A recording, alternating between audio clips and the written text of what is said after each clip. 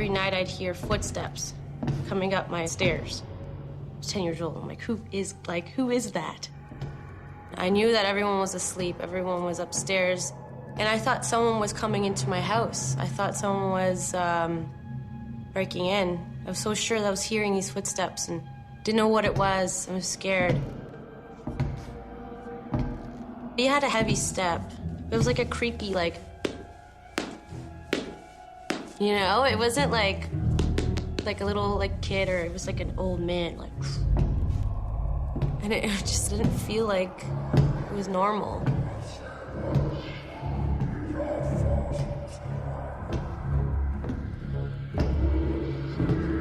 Come up the stairs, walk down the hallway, and then would stand at my doorway and just kind of stare at me. It was like a black figure, like a man figure, like tall, black thing, just staring at me from my doorway.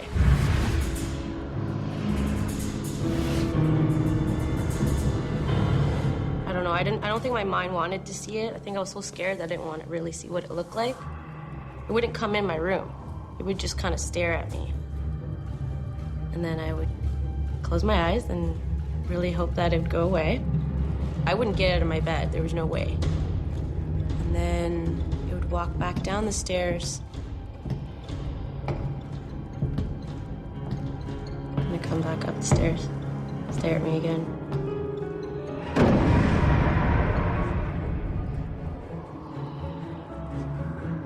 And it did it for like 5 times, back and forth, back and forth. It just repeat itself. And it happened almost every night. He was just trying to maybe scare me or trying to find out who I was. I was upset. I was like, I want to sleep, you know, I want to be able to sleep in my own house. I couldn't take it anymore. And I just prayed. I was like, okay, God, please help me. Like, I'm so scared. Can something protect me? And that's when she came.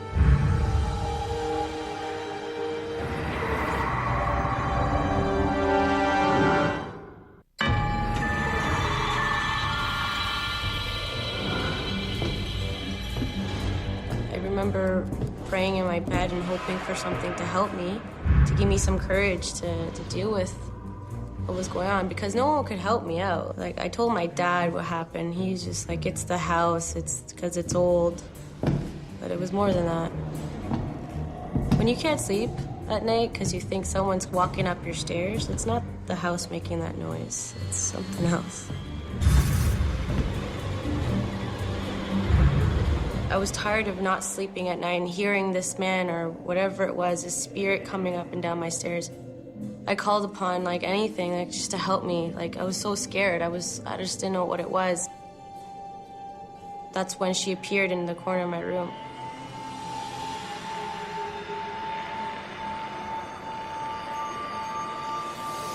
It was like a white, like, floating image of a body. Long black hair, big black eyes, pale skin, and big red lips. She was floating, though. She wasn't standing. She was floating in the air. And at first, I was scared. I was like, who are you? I'm your Aunt Maria. But this was in Spanish. So I said, okay. She said, don't be scared. I'm here to protect you. And then I went to sleep. I felt that she was a spirit. She was my, like, angel.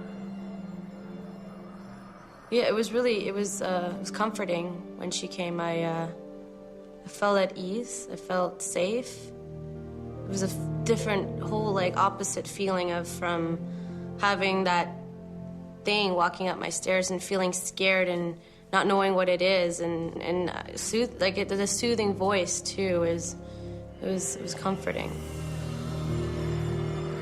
I didn't know who she was. I didn't know until I actually asked my dad. The next day, I told him about what happened. And he's like, that's your aunt. That sounds like her, that, like, the description you gave me. Then he started to believe me. He showed me a picture of her once. She passed away a while ago. She's a very kind woman, and my dad loved her very much. They just don't really talk much about her. Aunt Maria was the matriarch of Sabrina's family, and all of her relatives loved and respected her.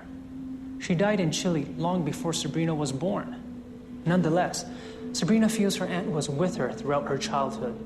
Aunt Maria protected her from danger and helped her deal with the challenges of growing up. But when Sabrina was in her 20s, she needed her aunt even more than ever, and Maria's protection became a matter of life and death.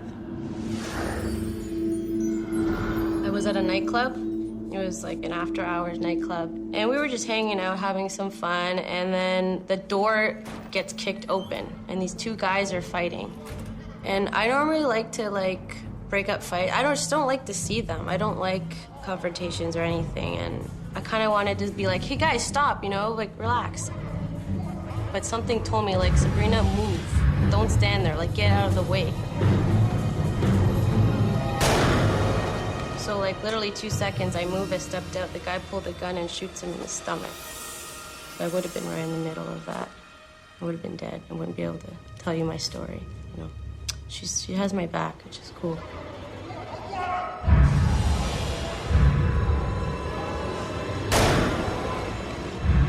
I feel like there's something out there that I have to do and that my time isn't yet. I have a lot of things to experience before I leave this place and go somewhere else, you know what I mean?